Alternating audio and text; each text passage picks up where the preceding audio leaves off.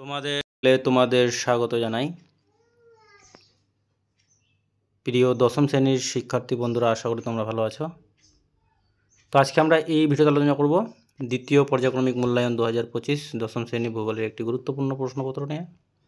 তো তোমাদের কাছে একটা রিকোয়েস্ট, তোমরা ভিডিওটি না টেনে প্রথম থেকে শেষ পর্যন্ত ধৈর্য সহকারে দেখো। তো দেখো, সিলেবাসের মধ্যে তোমাদের আছে দ্বিতীয় অধ্যায় বায়ুমণ্ডল, তৃতীয় অধ্যায় বাড়িমণ্ডল, পঞ্চম অধ্যায় ভারতের শুধু অর্থনৈতিক পরিবেশটা থাকবে। ঠিক আছে, ফার্স্ট ইউনিট টেস্টে তোমাদের প্রাকৃতিক ভূগোলটা ছিল, এবার অর্থনৈতিক ভূগোল। তো দেখো, একের দাগে কী বলা আছে, সঠিক উত্তরটি বেছে নাও। 8টি প্রশ্ন আছে এখানে। 8 নাম্বার প্রথম প্রশ্ন, বায়ুমণ্ডলে উপস্থিত ধূলিকণাকে বলা হয় অ্যারোসল, ওজন, ডপসন, নট। তো সঠিক উত্তর হবে কি অ্যারোসল। 2 নম্বর প্রশ্ন, একটি সাময়িক বায়ু হলো পশ্চিমা বায়ু, সমুদ্র বায়ু, প্রতীপ ঘূর্ণাবর্ত, চিনুক। তো একটি সাময়িক বায়ুর উদাহরণ এখানে হবে সমুদ্র বায়ু। 3 নম্বর প্রশ্ন দেখো, মেঘাচ্ছন্নতার হিসাব করা হয় যে এককের সাহায্যে, তা হলো ক নাম্বার আছে সেরো, খতে অল্টো, গতে নিম্ব, ঘতে অক্টো। তো সঠিক উত্তর হয়ে যাবে এখানে কি অক্টা। তো মেঘাচ্ছন্নতার হিসাব করা হয় অক্টা এককের সাহায্যে। 4 নম্বর প্রশ্ন, দুটি গৌণ জোয়ারের মধ্যে ব্যবধান 24 ঘন্টা 52 মিনিট, 12 ঘন্টা 26 মিনিট, 6 ঘন্টা 13 মিনিট, 6 ঘন্টা 12 মিনিট। তো সঠিক উত্তর হয়ে যাবে তোমাদের ক নাম্বারটা 24 ঘন্টা 52 মিনিট। তারপর দেখো, ক্যালিফোর্নিয়া স্রোত প্রবাহিত হয় প্রশান্ত মহাসাগরে, আটলান্টিক মহাসাগরে, ভারত মহাসাগরে, কুমেরু মহাসাগরে। তো সঠিক উত্তর হয়ে যাবে কি প্রশান্ত মহাসাগরে। তারপরে দেখো, কর্ণাটকের পাহাড়ি এলাকায় যে ফসল চাষের জন্য প্রসিদ্ধ, তা হলো ধান, গম, কফি, চা।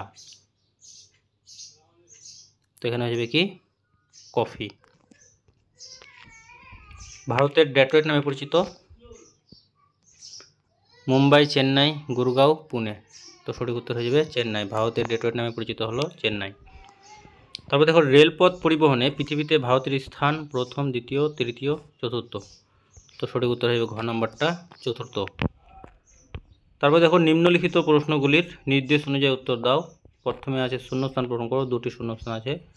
2 নাম্বার, ভারতে শীতকালে ড্যাশ বায়ু প্রবাহিত হয়। তো উত্তর পূর্ব মৌসুমী বায়ু হবে উত্তর। চিনুক শব্দের অর্থ কি তুষার ভক্ষক। শুদ্ধ অশুদ্ধ লেখো, 2টি প্রশ্ন আছে।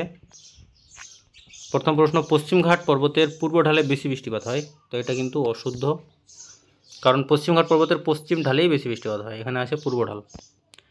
বেরিং স্রোত একটি শীতল স্রোত। তো এটা কি শুদ্ধ। তারপরে 2-1 কথায় উত্তর দাও। এখানে 2টি প্রশ্ন আছে। প্রথম প্রশ্ন, শিল্প স্থানিকতা তত্ত্বের প্রবক্তাকে। এটা হয়ে যাবে আলফ্রেড ওয়েবার।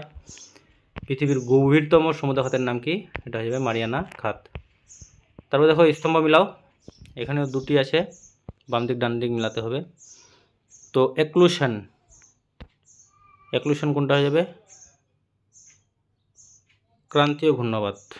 আর দক্ষিণ রেলপথের সদর দপ্তর হয়ে যাবে কি চেন্নাই। নাতিশীতোষ্ণ ঘূর্ণাবাতটা এখানে বাদ পড়ে যাবে।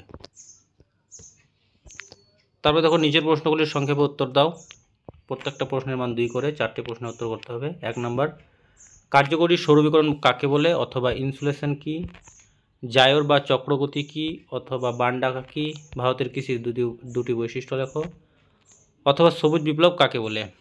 তারপর 8-এর দাগে 3 মার্কের 2টি প্রশ্নের উত্তর করতে হবে।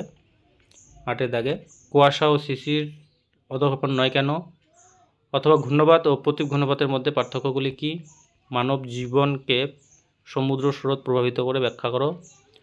অথবা জোয়ার ভাটার অনুকূল প্রতিকূল উভয় প্রভাবই দেখা যায়, ব্যাখ্যা করো। 5-এর দাগে দেখো, 5 মার্কের 2টি প্রশ্নের উত্তর দিতে হবে। 1 নম্বরে আছে বায়ুচাপের তারতম্যের কারণগুলি আলোচনা করো অথবা সমুদ্র স্রোত সৃষ্টির কারণগুলি লেখো।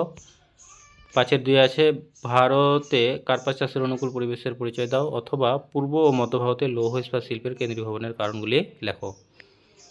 তো প্রিয় শিক্ষার্থী বন্ধুরা, ভিডিওটি ছিল এই পর্যন্তই। ধন্যবাদ।